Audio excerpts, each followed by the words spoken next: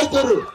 ఒక్క భారతదేశం కాదు, ప్రపంచ దేశంలో ఎక్కడికి పోయినా ఐఎమ్ ఇండియన్ అని గర్వంగా చెప్పుకునే రీతిలో భారతదేశ ప్రజల గర్వాన్ని పెంచినటువంటి నాయకుడు నరేంద్ర మోడీ గారు. పక్కనున్న పాకిస్తాన్ వచ్చి అప్పుడప్పుడు సక్కల గుంజ చేసి నీ దేశంలో పెడతా, నీ దేశంలో ఉన్న వాళ్ళని చంపుతా, నీ దేశంలో బాంబులు పెడతా అని చెప్తే ఒక్కసారి చూసిండు, 2 సార్లు చూసిండు, 3 సార్లు చూసినాక ఏం చెప్పిండు? గదేదో సినిమాలో బాలకృష్ణ చెప్తాడు, ఏమని? మీ ఊరి కొత్త, మీ ఇంటి కొత్త, ఈ సంగతి ఏందో ఆనే చెప్తా అని చెప్పిండా? చెప్పలేదా? పాకిస్తాన్ కి సైన్యం పోయిందా? కొట్టేసిరా? గంట సేపట్లో వాపసు వచ్చిరా? వాడికి తెల్లారేసరికి ఏమైందో అర్థమైందా? ఏం అర్థం కాలేదు. ఏం మా దగ్గర శవాలే వాడలేదు అన్నాడు. ఎత్తుకపోయి దాచిపెట్టుకున్నాడు శవాలని. అది మోడీ గారి ఘనకీర్తి. ఈ దేశం కాదు, ప్రపంచం మొత్తం ఇలా నరేంద్ర మోడీ గారు లాంటి నాయకుడు మాకుండాలని కోరుకుంటాడు.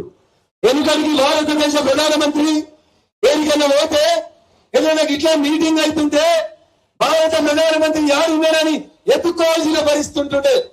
ఇలా మోడీ గారు మీటింగ్ ఉంటే అమెరికా అధ్యక్షుడు కూడా వచ్చి మోడీ గారు ఏడున్నారు జరగని షేకాండ్ ఇచ్చి ఫోటో దిగుతానటువంటి స్థితికి మన దేశ కీర్తి ప్రతిష్టలు పెంచిన నాయకుడు నరేంద్ర మోడీ గారు. అందుకని మా తుత్తర గ్రామ ప్రజలకి, అన్నాదమ్ములకి, అక్క చెల్లెలకి నేను 2 చేతులు జోడించి సవినయంగా చేసేటువంటి అప్పీల్ ఒకటే. ఈ ఎన్నికలు చంద్రశేఖరరావు గారిని ముఖ్యమంత్రిని చేసేందుకో, హరీష్ రావుని ఆర్థిక మంత్రిని చేసేందుకో జరుగుతున్న ఎన్నికలు కావు. బీఆర్ఎస్ అయింది, బీఆర్ఎస్ కు ప్రజలు సిఆర్ఎస్ ఇచ్చిర్రు. సార్ కొద్ది రోజుల్లో వ్యవసాయం చేయి, మంచిగా ఫామ్ హౌస్లు ఉండు, నడితే అడ్డం పడితే కింద పడితే తుంటి తిరుగుతుంది, జర బక్కమలసైనా మంచిగా కసరత్తు చేయి సార్, 5 ఏళ్లు రెస్ట్ తీసుకోమని చంద్రశేఖరరావు గారిని ఇంటికి పంపిండ్రు.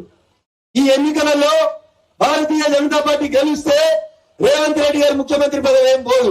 ఆయనకు 65 మంది ఎమ్మెల్యేలు ఉన్నారు.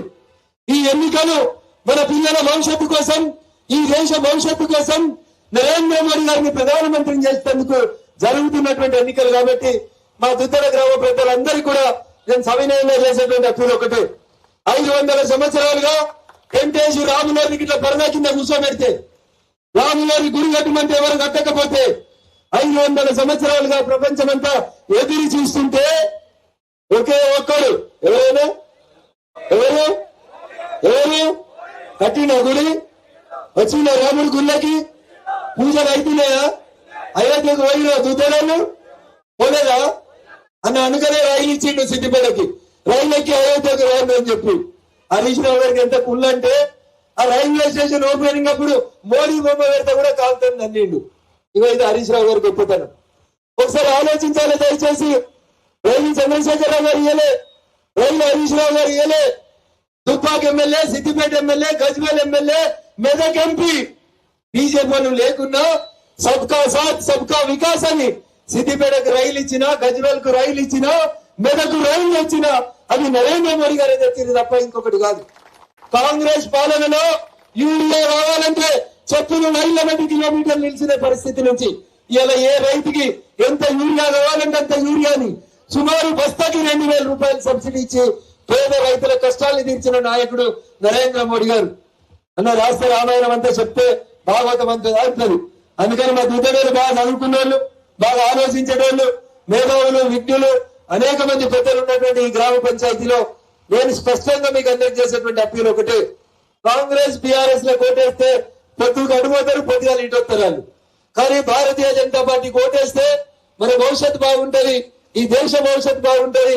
ఈ దేశంలో మనకు రక్షణ లభించాలంటే మీరందరూ కూడా దయచేసి ఒక్కసారి కమలం గుర్తు కోటేసి నన్ను పార్లమెంట్ కు పంపిస్తే ఖచ్చితంగా మీ కష్ట సుఖాల్లో ఒకరిగా ఉంటారని చెప్పి సవినయంగా మనవి చేస్తూ, దుబ్బాక్ ఎమ్మెల్యేగా నన్ను 3 ఏళ్లు అసెంబ్లీకి పంపిస్తే అంగన్వాడీలో కష్టం వస్తే అసెంబ్లీలో రఘునందన్ రావు మాట్లాడిండు. ఆశా వర్కర్ల జీతం పెంచమంటే రఘునందన్ రావు అసెంబ్లీలో మాట్లాడిండు. ఆఖరికి ఈ స్కూల్లో పొద్దుగలైతే బాత్రూమ్ ముందరికే స్కావెంజర్ల కొనుగోలు తీసేస్తే కూడా ముఖ్యమంత్రి గారు స్కావెంజర్ల కొనుగోలు 3,500 జీతాలు ఇవ్వమని అడిగిన. గ్రామ పంచాయతీ వర్కర్లకి జీతం నెల రాకపోతే కష్టమైతుంది సార్, జీతం ఏమైతే అడిగిన అసెంబ్లీలో. ఎవరైతే అసెంబ్లీకి రానటువంటి పేద ప్రజలు ఉంటారో వాళ్ళందరి గొంతుగా నిలబెట్టాడు రఘునందన్. మీ బిడ్డగా, గరీబుల బిడ్డగా నిలబెట్టాను.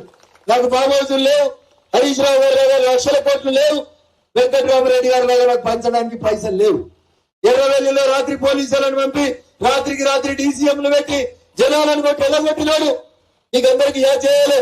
మల్లన్న సాగర్ కడుతుంటే వేమనగట్లో మల్లారెడ్డి అనేటువంటి ఒక పటేల్ వాళ్ళ తండ్రి కట్టినటువంటి ఇరుగున్న దులాలని వాసాలని మొగురాలని చిటిగా వేర్చుకొని తన తండ్రి కట్టిన ఇంటిలో తన మొగురాలు దులాలు వాసాలు తీసుకొని చిటి నేర్చుకొని ఆ చిటి మీద తనను తాగులో పెట్టుకున్నటువంటి మల్లారెడ్డికి ఏం న్యాయం చేసిండో వెంకటరామరెడ్డి చెప్పాలి. ఏం చెప్పాడు? ఇలా 100 కోట్లు పెడతా, చదివిపిస్తా, ఈ స్కూల్ కడతా, ఇంకేమో కడతా, ఫంక్షన్ హాల్ ఇస్తాడట. లేదా ఫంక్షన్ హాల్ ఎత్తుతాడా? ఎన్నడైనా వెంకటరామరెడ్డి నువ్వు ఎమ్మెల్సీ 2021 అయిండు, ఒక్క రూపాయైనా ఖర్చు పెట్టిండా? ఒక్కటే పని చేసిండు. కేసీఆర్ గెలవడంగానే కాళ్ళ మీద పడ్డాడు కలెక్టర్ ఆఫీస్ ఓపెనింగ్ రోజు. బస్తా అని చెప్పి నీకు ఎమ్మెల్సీ ఇచ్చిండు. రూపాయలు ఖర్చు లేకుండా 2021లో ఎమ్మెల్సీ గెలిచిండు వెంకటరామరెడ్డి గారు. ఎవడన్నా వచ్చిండా అన్న తుతడికి? ఎవడన్నా వచ్చిండా?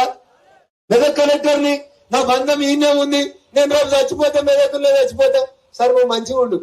2021లో ఎమ్మెల్సీ అయినావు కదా, ఏమి మరి 100 కోట్లు బడి ఎందుకు కట్టియాలి? దుద్దడకు బడి ఇచ్చిండా? దుద్దన్న కంపెనీ పెట్టిండా?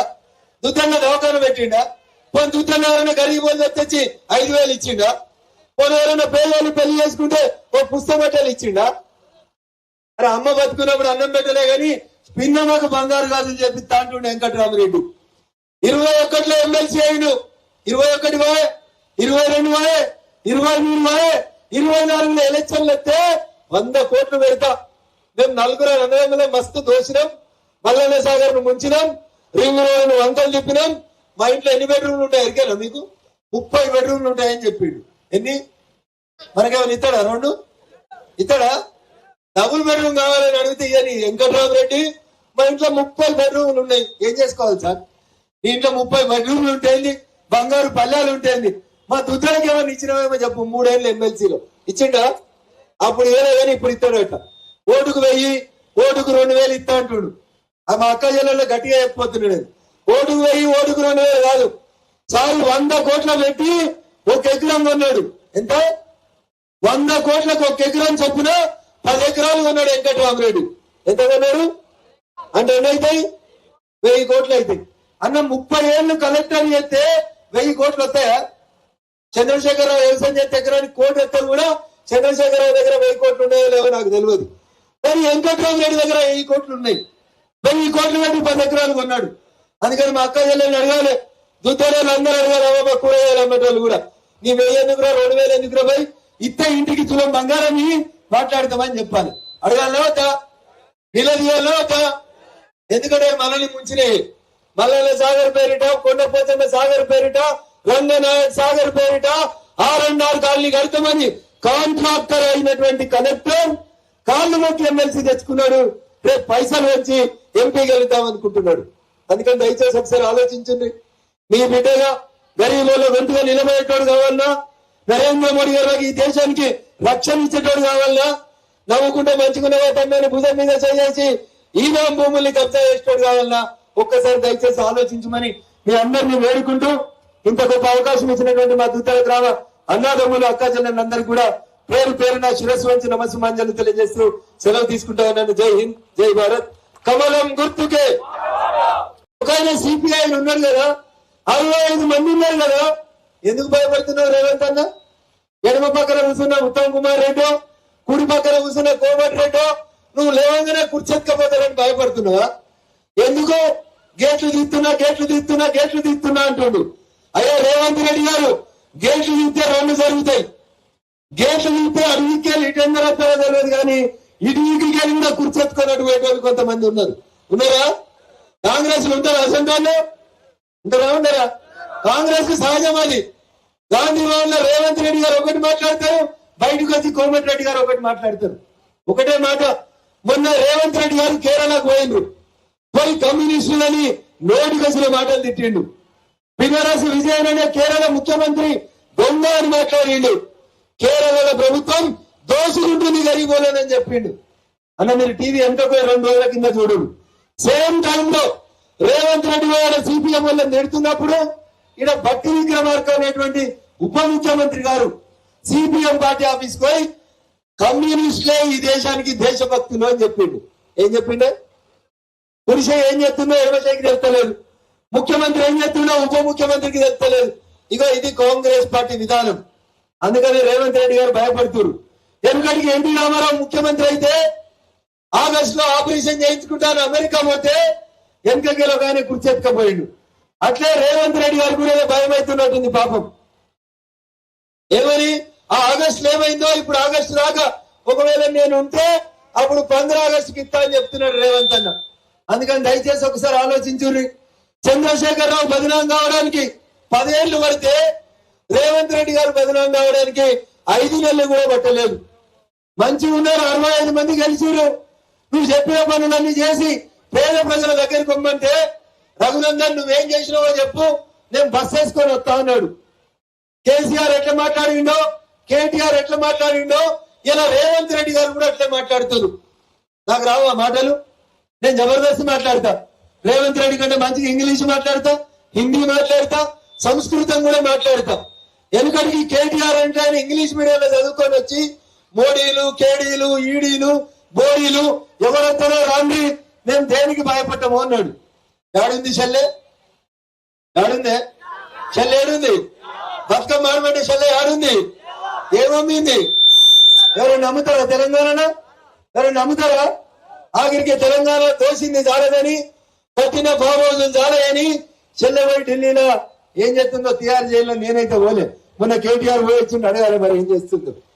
అట్లా కేటీఆర్ ఎట్లయితే మాట్లాడిండో ఇలా రేవంత్ రెడ్డి గారు కూడా మన ఆదిలాబాద్ పోయి మోడీ గారిని మా పెద్దన్నవు నువ్వు ఇలా నన్ను మంచిగా చూసుకో, నేను చిన్న తమ్ముని అని చెప్పిండు. 1 రోజులు కాలే ఓట్లు వచ్చినాయో లేవో రేవంత్ రెడ్డి గారు నోరు ఉన్నదని మాట్లాడుతున్నారు. ఓ కేడీని దించిండంట, ఈయన మోడీని దించుతాడంట. అయ్యా రేవంత్ రెడ్డి గారు, నేను స్పష్టంగా మీకు ఒకటి చెప్పదలుచుకున్నా. మోడీని దించడం ఈ దేశంలో ఉన్న ఏ నాయకునితో కూడా కాదు. ఎందుకంటే మోడీ ప్రజల గుండెల్లో దేవుడిగా నిలబడ్డాడు. జనమంతా మోడీని దేవుడని కొనియాడుతున్నారు. ఒక్క భారతదేశంలో